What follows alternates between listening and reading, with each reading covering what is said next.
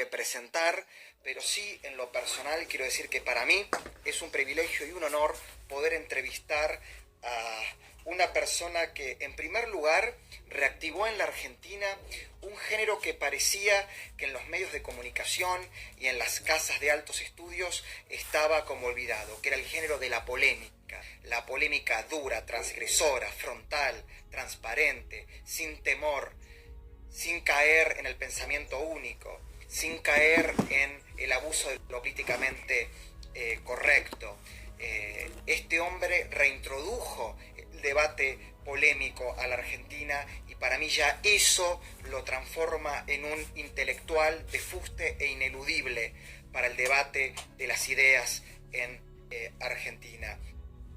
Por otro lado, este personaje, en el mejor y amplio sentido del término, representa en Argentina lo mejor de la tradición, la larga tradición que llevaron adelante figuras como León Walras, Augustin Cournot, Karl Menger, Jevons, Francis Edgeworth.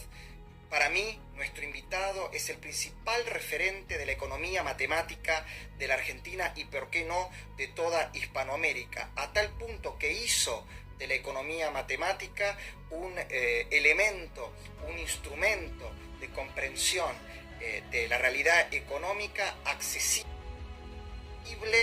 a todos. ¿Cómo lo hizo? A través de sus grandes trabajos, sus papers, sus tratados, sus prólogos, sus libros que son bestsellers y sus intervenciones en los medios de comunicación. Para mí, la verdad, es un honor darle la bienvenida al crítico de la realidad, Javier Milei. ¿Qué tal, Hola, Álvaro? Javier. ¿Cómo está? Gracias estás, por la querido? introducción. Estamos con un pequeño delay, por las dudas hasta que se acomode la conexión. Nada que agradecer, muy merecida, y para mí es un honor poder entrevistarte en esta que espero sea un diálogo y un intercambio. Es un placer hablar contigo siempre, Álvaro. Bueno, muchísimas gracias, Javier. Javier, yo últimamente vi casi todas las entrevistas que te estuvieron haciendo en vivos por Instagram y por otras plataformas, y siempre te preguntan sobre la coyuntura, sobre lo inmediato, sobre lo que está pasando con la economía, y soslayan algo que me parece interesante descubrir en vos, que es qué llevó a ser a Javier Milei el economista de fuste, el crítico, el analista, el transgresor que es hoy, ¿no? Que no es producto del ósmosis. Y yo creo que a todos nos pasa que en segundo o tercer año de la secundaria es el momento en el que empezamos a ver y a pensar qué carrera elegir, qué rol ocupar productivo en la sociedad. Y me gustaría preguntarte a vos, en el momento que te tocó, ¿por qué elegiste, por ejemplo, la economía por sobre el derecho, la filosofía, la sociología? Y cómo viviste ese momento de decisión que es tan relevante y que te llevó al lugar que ocupas ahora.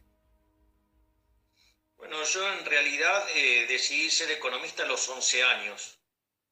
Concretamente, cuando fue la crisis de la tablita cambiaria, cuando el Ministerio de Economía lo ocupaba un pelotudo llamado Lorenzo Sigó, que acuñó una frase tristemente célebre que decía: el que apuesta al dólar pierde. Y obviamente que el que apostó al dólar en Argentina no perdió. Digamos, claramente el que perdió siempre es el que confió en el peso, en el que confió en la moneda que emite el político argentino, que claramente, como los políticos argentinos son peor que la mierda porque ni siquiera sirven para abono, por ende el peso no puede valer nada, y eso es lo que pasa sistemáticamente.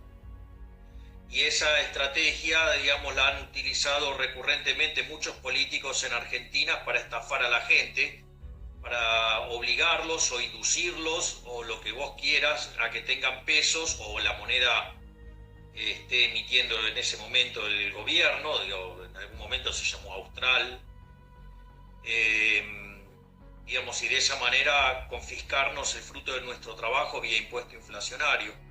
Y al ver el desastre que generó en términos redistributivos, eso me me choqueó muy fuertemente porque veía gente que de repente estaba bien y pasó a estar mal, y gente que estaba mal y que estaba endeudada hasta la maceta, digo, pasó de repente a estar bien.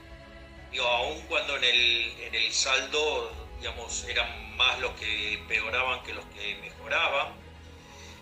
Y entonces, o sea, eso, digo, a mí me generó un shock muy fuerte, y eso determinó que me interesaba saber eso, porque la verdad que en ese momento tampoco tenía la vocación que tengo hoy, ¿no? En ese momento pensaba, digamos, en una carrera universitaria como un medio para tener una mejor posición económica. Algo, digo, que está validado en la evidencia empírica. Aquellos, digamos, que tienen mayor formación, digamos, les suele ir mejor, o sea, o al menos te asegura un piso por el cual no te morís, por decirlo de alguna manera. Pero digo que los motivos igual que fueron los que me motivaron, no son los mismos que fueron los que me apasionaron, ¿no? O sea, a mí, digamos, lo que me terminó apasionando y volviendo, digamos, un nerd de la economía fue la hiperinflación, ¿no? De Alfonsín en el año 89. Yo, digamos, estaba entrenando con el plantel profesional de Chacarita, y cuando, nada, y obviamente que era un inútil, ¿no? Digamos, o sea, y entonces, por ejemplo, la estaba acompañando a mi mamá, digamos, a hacer las compras al supermercado, y yo ya estaba cursando primer año de la facultad, y yo estudiaba que cuando los precios suben, la cantidad demandada baja. Y en ese contexto veía que pasaban unas chicas que llevaban unas pistolas que remarcaban los precios, que se llamaban tiqueadoras. Y yo veía que pasaban las chicas remarcando los precios y la gente se abalanzaba sobre los productos. Entonces, en ese contexto dije, o lo que estoy estudiando está mal, o soy un pelotudo que no entiende un carajo. Por lo tanto, la solución de dignidad hizo que dejara de jugar al fútbol y empezar a dedicarme a leer de modo muy intenso, a punto tal que a los 20 años publiqué mi primer artículo académico, que se llama La hiperinflación y la distorsión en los mercados, y básicamente armé un mecanismo de formación de expectativas, digamos, donde con ello lograba invertir la curva de oferta agregada. O sea, en lugar de que tuviera pendiente positiva, que tuviera pendiente negativa. Y en ese contexto, los sucesivos aumentos de la demanda generaban mayores precios y caída de la producción, porque básicamente a vos te convenía estoquearte frente a la licuación del salario real. Entonces, esa situación de deterioro del salario real, a vos lo que te permitía, digamos, es que fuera negocio también estoquearte, ¿no? Entonces, eso, digamos, lo que hacía es generarte, digamos, el exceso de demanda presente, te metía mayor presión en precios, y además cuanto más altos son los precios, la demanda suele ser más elástica y la curva de oferta lo era mucho menos. Por lo tanto, además, el equilibrio no solo que era único, sino que además era, o sea, existía, era único y además era estable. Por lo tanto, era un resultado muy, muy interesante. Y bueno, digamos, eso fue lo que escribí a los 20 años, y ahí me empecé a poner a escribir y no paré más. Y la verdad es que te diría que la profesión que elegí desde mi punto de vista y dentro de mis preferencias es una bendición, porque una cosa es que vos tengas mira, una de las cosas que a mí me pasaba es que cuando yo le preguntaba a la gente si le gustaba, si estaba contento con la que ganaba, o no solo de modo directo, sino de modo indirecto a partir de los comentarios, la gente suele tener una situación en la cual siempre considera que gana poco. O sea, y eso valía, digamos, para tanto los que ganaban poco como para los que ganaban bien. Por lo tanto, una de las cosas que yo me di cuenta es que independientemente de ganaras mucho o poco, lo que carajo fuera, la gente siempre iba a estar desconforme con lo que ganaba. Entonces, dado que eso va a ser un dato, porque todo el mundo considera que su trabajo vale más, Digo, porque en el fondo somos todos especuladores que tratamos de vender caro y comprar barato. Entonces ahí me di cuenta que lo mejor que podía hacer era dedicarme a estudiar algo que me gustara, porque de ese modo, digo, iba a estar no satisfecho con la remuneración como todo el mundo, pero por lo menos hacía lo que me gustaba. Ese era el argumento, o sea, un argumento de dominancia estocástica, por decirlo de alguna manera. Y obviamente, digamos que cuando tomé la decisión, digamos, lo pensaba en esos términos, pero no sabía qué carajo era la dominancia estocástica, ¿no? Te imaginarás que, digamos, o sea, a los 11 años tampoco yo tenía esos conocimientos de matemática. Por lo tanto, a la luz de eso, me parece que eso es un gol. Eso, de hecho, está en un proverbio chino, ¿no? Que dice que, digamos, si vos te dedicas a lo que te gusta, vas a disfrutar todos los días. O sea, para mí, digamos, o sea, la vida es un continuo de alegría.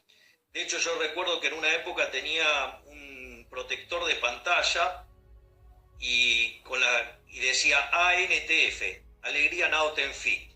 En lugar de tristeza, en mi caso, la alegría no tiene fin. O sea, en general, yo suelo vivir una vida plena de felicidad, digo, y con algunos manchones de tristeza, pero digo, es parte, digamos, de la vida misma, digamos, al menos en este formato, y que probablemente, digamos, o sea, cuando uno evoluciona y entiende algunas cosas, probablemente, digamos, lo aprenda a superar mejor, pero sacando ese tipo de cuestiones, en general, digamos, o sea, digo, a mí, digo, estoy muy agradecido, digamos, por todo lo que me pasó profesionalmente, digamos, o sea, yo disfruto mucho, pero bueno, pero también es cierto que yo soy un apasionado, ¿no?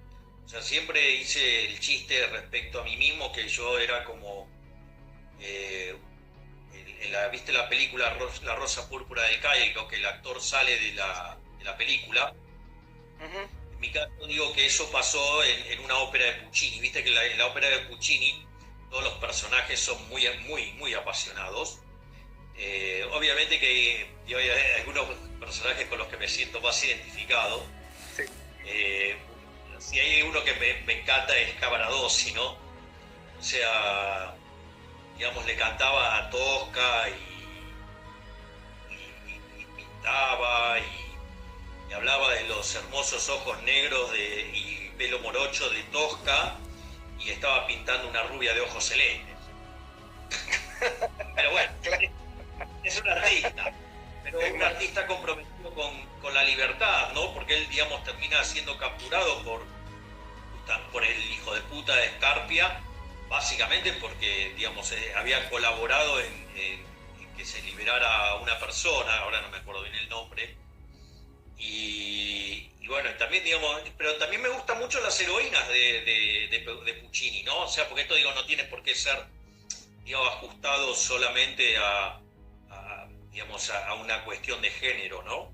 O sea, claro, digo, Tosca me encanta, porque es absolutamente pasional. O sea, y en el medio, digamos, para conseguir la libertad de su amado Cavaradossi, o sea, se junta con Scarpia, digamos, cuando le toca entregar, le mete una puñalada, o sea que Tosca se la recontrabancaba.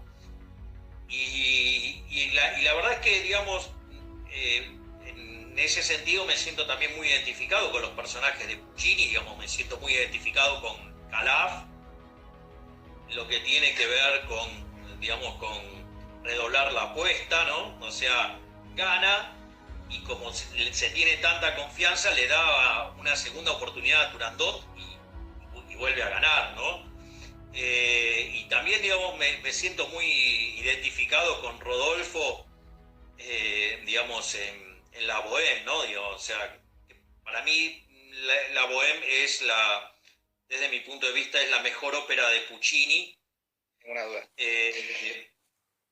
Pero es más, o sea, la única que, digamos así, le puede estar cerca, por decirlo de alguna manera, es en el trítico, la tercera de esas tres, que es una ópera corta y es una ópera bufa, que es el caso de Gianni Schicchi. Vos sabés que yo usaba Gianni Schicchi para dar contratos con información asimétrica dinámicos. Una de las áreas que hizo famosa María Callas, O mio bambino caro, casi todas las grandes sopranos la usan como caballito de batalla, ¿no?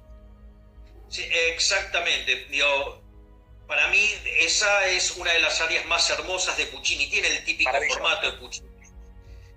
La ópera Gianni Schicchi es formidable de punta a punta, son 40, 45 minutos sublimes. Pero vos sabés que hay un área que es aún todavía mejor, que es un área que está en la rondín. Que aunque parezca mentira, hay un área mejor de Puccini todavía que O mio bambino caro. Bueno, también, digamos, ese área compite fuertemente, ¿no? Digamos, O mio bambino caro con la área de la ópera Madame Butterfly, también una ópera maravillosa. Perdóname que te interrumpa, que esto siempre se lo quiero aclarar y nunca tengo la oportunidad. Madame Butterfly, hay incluso un libro de Juan Forn, ex editor del suplemento cultural de Página 12, que se llama María Domecq, donde hizo una investigación donde muy probablemente Puccini, sobre la base de las novelas de Pierre Loti, que a su vez los tomó sobre las obras de Jack Long, parece ser que el famoso Pinkerton no fue nada más ni nada menos que el almirante Domecq García, que cuando fue a Japón a negociar la reventa de un buque que Argentina había comprado a los astilleros de Génova y que después se lo vendió a Japón para la guerra ruso-japonesa, parece que el almirante Domecq García se enamora de una Madame Crisantemo, y genera todo lo que después fue la historia central. Parece ser que inspira a quienes estaban en ese momento en el Tokio de fines del siglo XIX y que genera lo que después inspiró Madame Butterfly, ¿no? Con todo lo que sabemos, ¿no? Long, Pierre Loti y Puccini. Así que, mira vos, los argentinos... Quiero señalar que con el hijo de puta de Pinkerton no me siento identificado para lo No, obviamente. Pero te quiero decir que se habla de que pudo haber sido el almirante Domecq García cuando la Argentina, en vez de un crucero que había adquirido en los astilleros de Génova, se los vende, lo que nos llevó además a que Japón nos donara uno de los terrenos más caros de Tokio, donde estuvo, en lo que hoy se conoce como Roppongi Hills, donde estuvo emplazada la embajada argentina en Tokio durante muchísimos años. Y me lo trajiste a colación. Pero te quiero hacer una pregunta porque no me quiero ir de algo... No, pero viste que yo dije que me siento muy identificado con los personajes, justo con el caso de Pinkerton, no. No, pero ese no. Pero bueno, pero viste que justamente pero mira qué casualidad, el que no te identificás es con el que puede estar inspirado en un argentino. Qué cosa paradigmática. Sí, claramente. No sé si es casual o causal, pero te quiero hacer una pregunta, Javier, y discúlpame que te interrumpa, pero no quiero desaprovechar. Puedo asegurar que es casual en mí porque no sabía que potencialmente podía ser un argentino, pero me parece un personaje detestable, Pinkerton. Sí. Ahora, y sin embargo, bueno, la apuesta de Puccini, que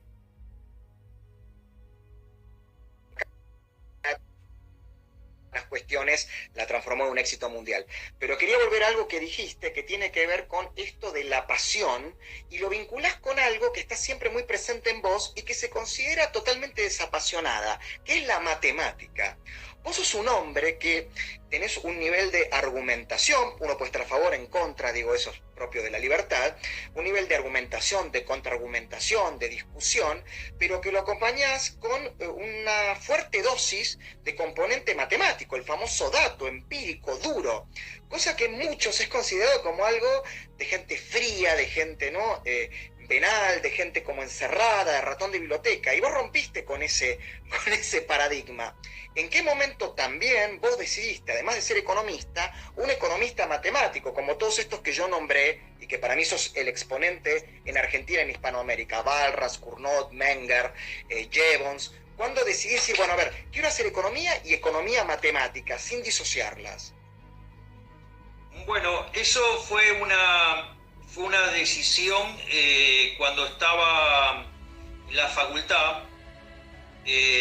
Tuve la dicha de ser elegido para hacer una pasantía en el Banco Central, en el área de investigaciones económicas, y ahí me di cuenta que al menos que mi formación que estaba recibiendo en la universidad no era todo lo buena que tenía que ser. De hecho, yo ya era un autodidacta desde inicios de la carrera, era muy inquieto, siempre, digamos, trataba de aprender cosas, pero hasta que yo no llegué al Banco Central no tomé una verdadera dimensión de lo ignorante que era. Frente a esa situación, yo me di cuenta que tenía grandes déficits de formación y la verdad es que siendo tan activo y digamos, en los debates y todas esas cosas, no podía estar dando tanta ventaja en términos de conocimiento. Por lo tanto, lo que yo me di cuenta es que si todas las argumentaciones y los papers estaban escritos con mucha matemática, yo lo que tenía que hacer era saber de matemática. Entonces, en tanto y en cuanto yo comprendiera la lógica matemática y básicamente, digamos, lo que es el economic modeling, básicamente eso iba a ser un instrumento muy fuerte para, digamos, contrarrestar lo que yo no sabía por déficit de formación. O sea, vos podés llegar a saber lo que dice un paper porque lo leíste, o podés llegar a saberlo porque lo está describiendo alguien, y yo, por ejemplo, se pone alguien a describir un paper, yo automáticamente, digamos, lo codifico en ecuaciones, y ahí es donde le pego con una bazuca al argumento, ¿no? O sea, básicamente, o sea, cuando alguien está hablando, yo lo que estoy haciendo es tipificar el sistema de ecuaciones con el que está hablando, y automáticamente eso después lo valido contra la evidencia empírica, a la cual le doy mucha importancia. O sea, digo, tal cual que siempre suelo hablar en la frase de Friedman, primero los datos, y a partir de ahí me doy cuenta, digamos, si el argumento está mal o no. O sea, por lo tanto lo chequeo desde la lógica, desde la matemática, y al mismo tiempo lo chequeo con la evidencia empírica. Entonces, evidentemente, cuando le pego duro al rival. Clarísimo, clarísimo. Y ahora,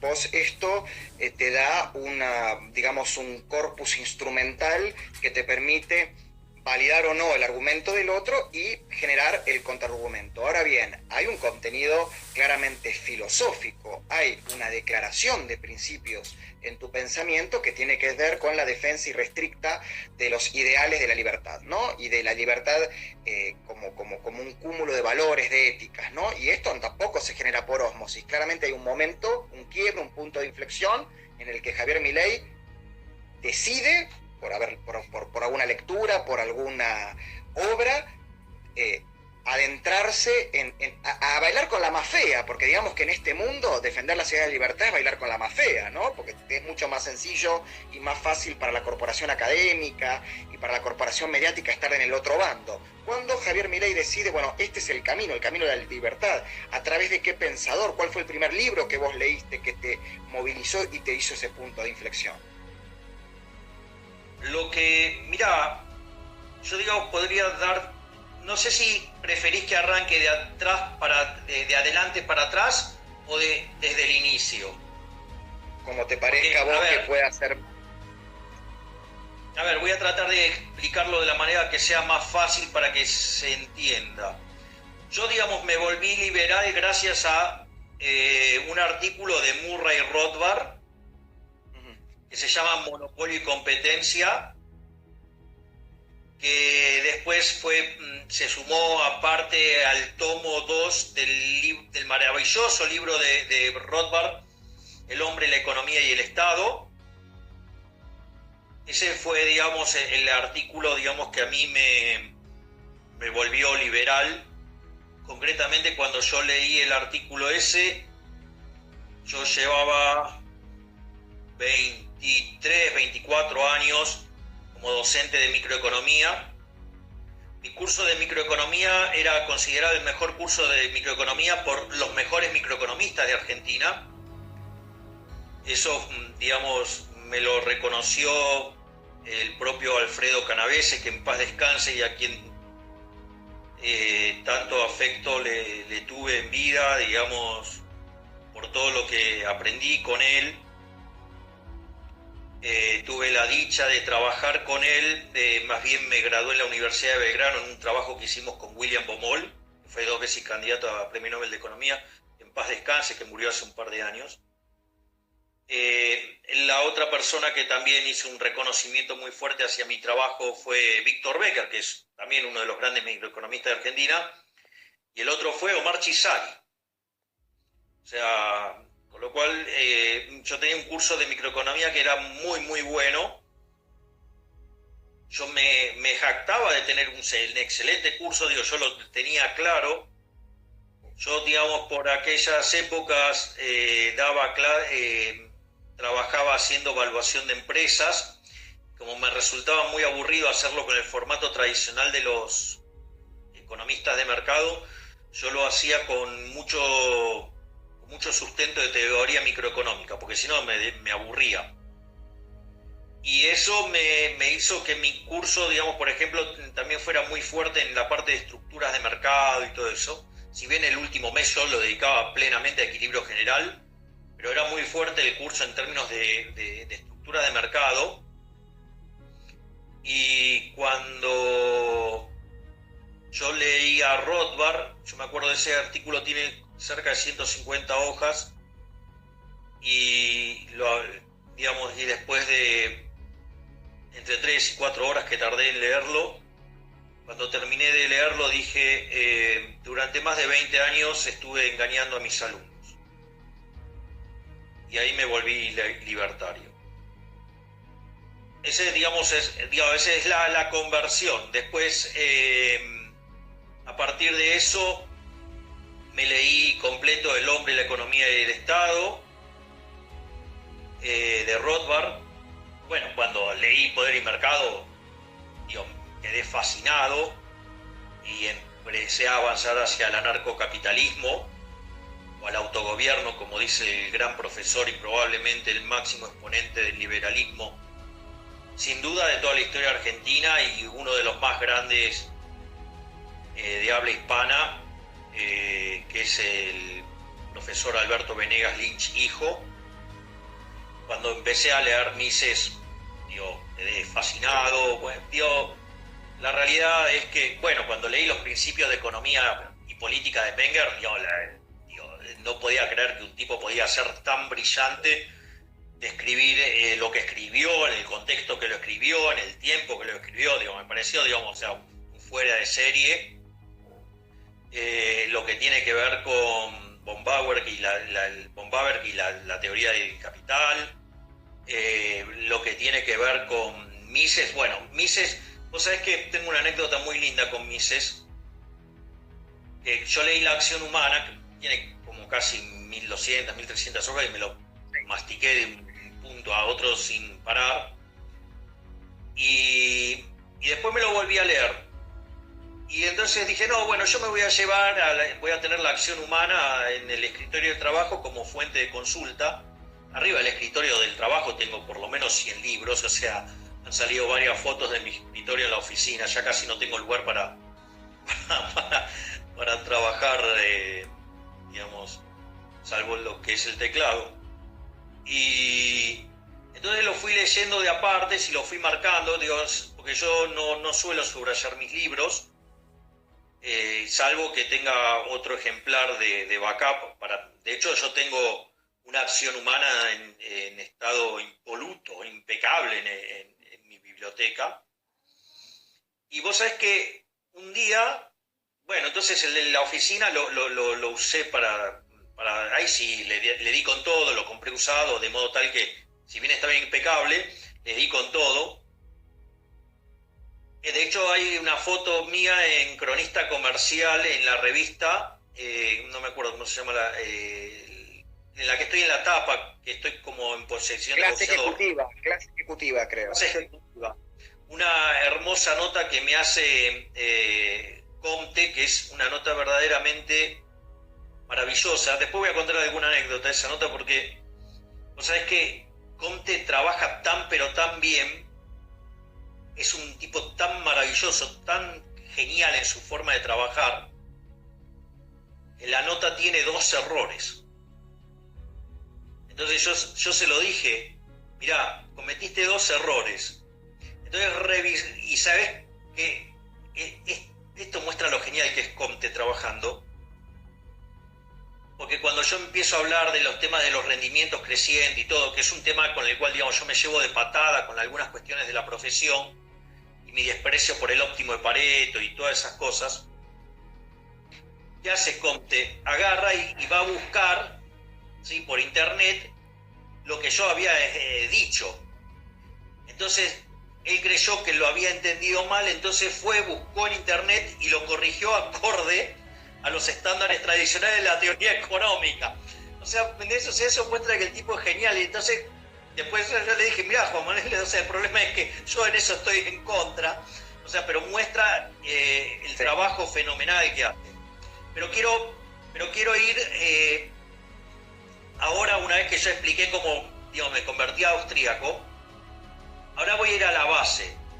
A ver, yo cuando estudié, yo hice mi grado en la Universidad de Belgrano, y si bien la Universidad de Belgrano es una universidad privada, el contenido es muy parecido al de las otras universidades, y te forman y te setean la cabeza para hacer lo que se llama un post-keynesiano o keynesiano marxista, un estructuralista, un neoestructuralista, cosas que desprecio profundamente.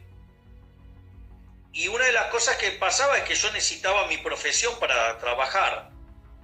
Y con esa formación que yo tenía, era un pifiador serial, pero era un pifiador serial. A pesar de tener, ponerle el promedio de la parte específica de economía de la carrera, yo tuve 9,43 de promedio. O sea que no tenía malas notas, o sea, no es que estudiaba poco. O sea, de hecho le pegaba tremendas felpeadas a los profesores, se armaban unos quilombos de novela, o sea, digamos, cosas que no prosperaban gracias a que el decano, Adolfo Donadini, y el director de carrera de aquel momento, Víctor Becker, me protegían. O sea, porque si hubiera sido por más de algún que otro profesor, me hubieran pasado a degüello. Pero al margen de eso, con lo cual te imaginarás que también estoy muy agradecido a Donadini, Adolfo Donadini, y a Víctor Becker, porque además las falencias que tenía el programa, digamos, ellos me ayudaban y me daban cosas para leer, para profundizar. Pero nada, claro, pero era todo en el paradigma estándar con el que estudiamos los argentinos, o sea, ¿me entendés? Digamos, donde casi te enseñan a odiar a Friedman y te inducen a adorar a Julio Hipólito Guillermo Olivera, y si alguien te pregunta, le preguntás a cualquier graduado de economía convencional de Argentina quién es Ludwig von Mises, creen que es el 9 de Holanda. O sea, cuando yo digo eso, lo digo porque lo sufrí en carne propia. O sea, yo no tenía ni la más puta idea de quién era Rothbard, quién era Mises, de pedo tenía alguna referencia de von Baber y de Menger porque microeconomía. Además no circulaba material publicado, ni siquiera creo que ni en español en Argentina, no había tanto material publicado y circulando. Lo mismo pasó con la obra de Ayn Rand en su momento, que entraban fotocopias de publicaciones que en la época de la apertura democrática post-franquista empezó a entrar. Esto lo cuenta muy bien gente de Editorial Grito Sagrado. Digo, no es que vos no conocías porque no querías, sino porque no había siquiera material. Te quería hacer otra, perdóname que yo te escucho y también por favor, déjame por favor, déjame contar esto porque, digamos, o sea, es lo que termina de cerrar la historia y después, o sea, paso a las preguntas que vos marques. Sí, sí, sí. Álvaro, pido perdón, digamos, No, por favor, yo cuando... Pero frente a la frustración que implicaba, digamos, esto, entonces fui a hacer un posgrado, hice el posgrado del IDES. O sea que también ahí conocí gente muy maravillosa. Mi primer maestría la hice en el IDES, imagínate que lo hice en keynesianismo duro. Tuve la dicha de tener profesores geniales. Tuve la suerte de conocerlo a Javier Finkman, que murió hace poco, digamos, un gran amigo. Tuve también la dicha de tenerlo como docente a José María Fanelli. Digo que podés no pensar como él, o sea, yo no pienso como él. De hecho, creo que el tipo de pensamiento de él y lo que baja como línea a la Universidad de Buenos Aires es parte del problema, no de la solución. Pero eso no quiere decir que no sea un pensador fabuloso en esa línea. Digo, tuve la dicha también de estudiar con Frenkel, con Tamil, con Rosenbursel, con Simpson, con Jorge Strepp antes de que fuera el SEMA. La verdad que tuve mucha suerte, digamos, o sea, y ellos me hicieron estudiar keynesianismo muy duro. Conocí autores verdaderamente maravillosos, como por ejemplo el caso de Axel Leijón. Entonces, digo, eso a mí no me resulta trivial. O sea, la verdad que tuve la suerte de aprender muchísimo con ellos. O sea, además el IDES me becó y pude terminar el posgrado. O sea, la verdad que fue una experiencia fabulosa. Y yo la verdad que siempre le tuve algo de asco al Estado. Y una de las cosas que me pasó es que con ese background también seguía pifiando. Entonces, después hice mi posgrado en la Ditela, que es un posgrado más acorde a la mainstream, y ahí también fue una experiencia fabulosa porque tuve profesores maravillosos, o sea, lo tuve a Canavese, lo tuve dando microeconomía y crecimiento, lo tuve, por ejemplo, a Heyman, digamos, la tuve a Ana Martirena Mantel, tuve un profesor genial de equilibrio general que se llama Erwin Klein. Bueno, la verdad que tuve de profesor al tipo que más sabe de distribución del ingreso, pobreza e indigencia, por lo menos en el habla hispana seguro, digo, es uno de los tipos que más sabe del mundo, que es Leonardo Gasparini. Tuve la dicha de conocerlo a Guillermo Calvo, a Pablo Guidotti. Pablo Guidotti fue el mejor profesor que tuve en mi vida, y cosa que tuve la posibilidad de manifestárselo muchos años después en el desarrollo profesional. Lo tuve a Pablo Sanguinetti en macro, que era un tipo muy divertido. Tuve la dicha de estudiar con matemáticos como el caso de Pablo Ascue o, digamos, Diego Rial. La verdad que tuve en Economía Internacional Real a Julio Berlinski. La verdad que tuve mucha suerte, digamos, o sea, fui un tipo muy afortunado. Tuve la posibilidad de estudiar con Kydland. La Ditela fue una experiencia fabulosa porque, digamos, o sea, he visto a varios Nobel de Economía, ¿no? O sea, a Gary Becker, digamos, a Kydland, a Sargent, la verdad que lo que ha sido la experiencia del Ditela es una de las experiencias más maravillosas que tuve en mi vida. Y a partir de toda esa situación, y dada la lógica de la intertemporalidad y todo, y mi fuerte basamento micro, me volví especialista en crecimiento. Y era especialista en crecimiento en modelos con y sin dinero. Y luego de ello, ahí, digamos, la suerte de vuelta jugó muy a favor mío, porque de estar trabajando en HSBC pasé a trabajar en Máxima en el medio de la crisis del 2001-2002. porque estaban recortando el presupuesto del área de research, y ahí reportaba Javier Finkman, éramos amigos además, que en paz descanse. Y vos sabés que entonces, para que el equipo mantuviera el trabajo, nos enviaron a trabajar en Máxima y en armar el research de Máxima FJP.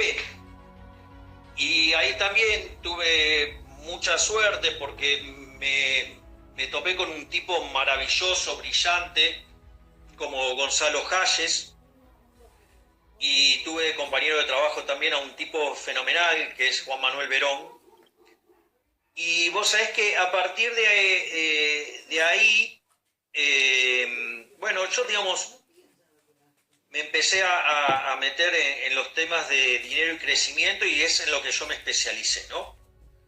Y es muy interesante porque, claro, digamos, a mí me resultaba fácil por la matemática, me resultaba fácil por mi background de microeconomista.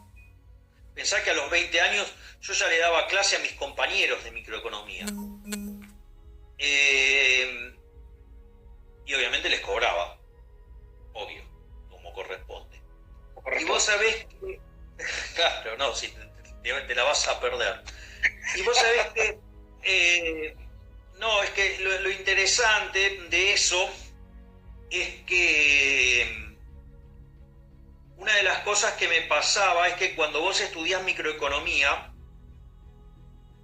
la existencia de rendimientos crecientes está ligada a los mercados concentrados, en el límite de un monopolio. Y si vos estudiás la teoría microeconómica, supuestamente eso es malo. Ahora, cuando vos mirás lo que pasa en el mundo desde el 1800 en adelante, vos ves que el tamaño de la población, ponele, se multiplicó por 7 veces y el PBI per cápita se multiplicó por 15. O sea que estamos hablando 70 y 35, 105 veces subió el PBI. O sea, rendimientos marginales decrecientes las pelotas. O sea, hay rendimientos crecientes. Entonces, y la cantidad de pobres, ponele, en 1810 había 1.000 millones de seres humanos en el planeta. El 95% vivía con menos de $1 diario. Ahora, ¿cómo carajo explicás vos que ese número, digamos, multiplicando por más de 7 veces la población, ponele 7, pero para redondearlo nada más, la pobreza cayó a menos del 5%, la extrema, en un contexto donde el PBI, digamos, per cápita se multiplicó por 15 veces o más? Porque en realidad hasta el 2000 es 12,9, pero si le tomás los números hasta el 2010 es más de 15 veces, pero mucho más. Entonces la pregunta es, ¿cómo carajo puede ser que algo que le ha hecho tanto bien a la humanidad, para los economistas es malo? No, digo, mal, escuchame. Entonces dije, acá hay algo que no funciona con la teoría económica, hay algo que está mal, y a la luz de eso, también tuve la suerte de que un ex alumno que trabajaba conmigo, que tenía base austríaca, me dio para leer el artículo de Murray Rothbard, Monopolio y Competencia. Y ahí me di cuenta que toda la parte de estructura de mercado de los libros de micros estaba mal, y ahí me volví austríaco.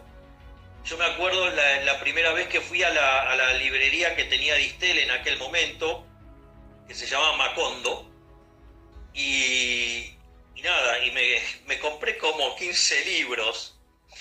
Claro. Y estaba tan alocado con esos libros que después fui al otro día y compré más. Y ahí después yo hablé con Distel y Distel me publicó un libro que se llama Política Económica contra Reloj, que es un libro donde junto a Giacomini y a otro autor,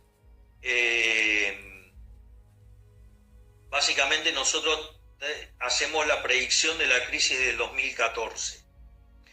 Aclarémosles a la audiencia que hablamos de Rodolfo Distel, que es el director de Unión Editorial, la gran editorial hispanoamericana que se dedica a difundir y traducir las grandes obras del pensamiento liberal, libertario y anarcocapitalista, ¿no? Exacto. Y que realmente alguna vez la historia del pensamiento, la difusión del pensamiento económico y político liberal va a tener que reconocerle a Rodolfo su gran labor, ¿no? Que no es poco. Yo creo que el trabajo de Rodolfo es un trabajo monumental. La verdad es que bueno, yo digamos, yo tengo una excelente relación con Rodolfo, digo, para mí es un amigo y digamos es alguien que continuamente me está pasando literatura, o sea, y obviamente, por ejemplo, ahora el otro día me pasó el libro sobre inflación de Hazlitt y le voy a escribir el prólogo.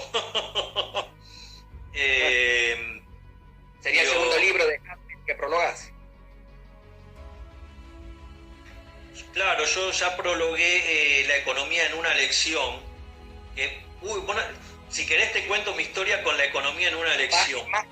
Mira, te voy a proponer algo porque hay una cuestión que viste que hay unas limitaciones con el tema de Instagram que tiene que ver con que podemos estar 4 horas hablando, pero cuando se corta el video, cuando lo cortemos en algún momento, solamente va a subir la primera. Entonces, lo que te propongo es lo siguiente. Parte 2. Por eso te digo, cortamos ahora 1 minuto, subo y vuelvo y nos volvemos a conectar para ya hacer la segunda parte, porque sería una pena. No, pues ya estamos a los últimos 5 minutos. Pero hagamos otro vivo la semana que viene, a esta misma hora. Como te parezca a vos, yo para mí es indistinto. Pero entonces te voy a hacer, sí, una pregunta. Tengo mucho dolor de garganta ya. ¿Cómo? Porque ya tengo dolor de garganta, estuve hablando muchas horas a lo largo del día y prendí el aire acondicionado y me hizo mal. Te voy a hacer una última pregunta, pero porque tiene que ver con una charla que hemos tenido. Yo he tenido el privilegio de poder tener charlas en privado, sin la locura de los medios de por medio. Y una vez... Sí, soy igual fuera de la cámara. No, por eso, no. Igual fuera de la cámara. Pero tenerte más de 10 minutos en una mesa es un placer, digo, para poder disfrutarte más que las veces que nos hemos encontrado en los medios compartiendo paneles y esas cuestiones. Y una vez comiendo muy rica carne ahí por Palermo. Una vez te conté cómo me... Con Erika. Con Erika, exactamente. Con Erika. Y te conté cómo me castigaban y me siguen castigando por el hecho de que yo había dicho de que yo en su momento fui un socialista de Juan B. Justo y Alfredo Palacios, obviando de que además Juan B. Justo y Alfredo Palacios al principio del siglo XX fueron acérrimos defensores del libre comercio contra el proteccionismo que defendía cierta parte del Partido Conservador argentino. Obviando eso... Grandes detractores de la mierda del Banco Central. Exactamente, pero obviando eso... Te paso un dato más. Al pelotudo que te diga eso, recordale que a Hayek del socialismo lo salvó Mises. Bueno, que además fue, no importa, obviando eso, que ya estoy como acostumbrado a que me quieran descalificar y decir que yo no puedo ni siquiera hablar de la ciudad de libertad por haber pecado en mi juventud y haberme, ¿no? llamado socialista o formar parte de ese colectivo. Te comenté de que yo, me consideraba un minarquista, pero que las condiciones argentinas hacían que, defendiera políticas de privatización, de reducción del gasto público, lo más pragmáticas posibles. Y vos me dijiste algo que me gustaría que lo expliques. Dijiste, Álvaro, te lo hago muy fácil. Yo soy un anarcocapitalista idealista, pero soy un libertario minarquista pragmático. ¿Lo podés explicar eso? Porque eso a mí me llamó mucho la atención y me gustó mucho tu explicación ese día que estuvimos juntos. A ver, yo filosóficamente soy anarquista, sí, claro. Un ácrata, si vos querés, para ponerlo mejor encuadrado. O, digamos, como dice Alberto Venegas Lynch, hijo, un defensor del autogobierno. Porque hay gente que cree que la anarquía tiene que ver con que todo es un desastre, una locura. Bueno, entonces el autogobierno. Lo que pasa es que una vez que se puso la etiqueta es como que luchar contra la etiqueta requiere una pérdida de tiempo al pedo, ¿no? Entonces, es como que te pongas a pelear por qué al capitalismo el hijo de puta de Marx le puso capitalismo, ¿me entendés? Para estigmatizarlo. Entonces, ya está, lo tomás como dato y das la pelea desde ahí y se acabó. ¿Qué le vas a hacer? Digo, sobre todo cuando los recursos son escasos. O sea, empezar a luchar por el vocabulario es un quilombo. Entonces, yo digo, filosóficamente soy anarcocapitalista. Considero que el Estado es una organización criminal y que debe desaparecer. Ahora, el punto es que yo vivo en el planeta Tierra con las condiciones tecnológicas actuales, y con esas condiciones tecnológicas actuales soy minarquista. Ahora, el día que la tecnología me lo permite, sí, digamos, o sea, yo creo que la sociedad debería evolucionar hacia el anarcocapitalismo. De hecho, como dice Jesús Huerta de Soto, Dios es libertario, y yo avalo esa visión. Porque de hecho, si Dios fuera un colectivista, digamos, el universo ya hubiera colapsado. O sea, pero como Dios es libertario y permite, digamos, el orden espontáneo, el universo funciona. Digo, salvo el planeta azul, ¿no? O sea, nosotros. Los boludos que todavía, digamos, o sea, nos empecinamos en vivir, en convertir el planeta Tierra literalmente en un infierno, ¿no?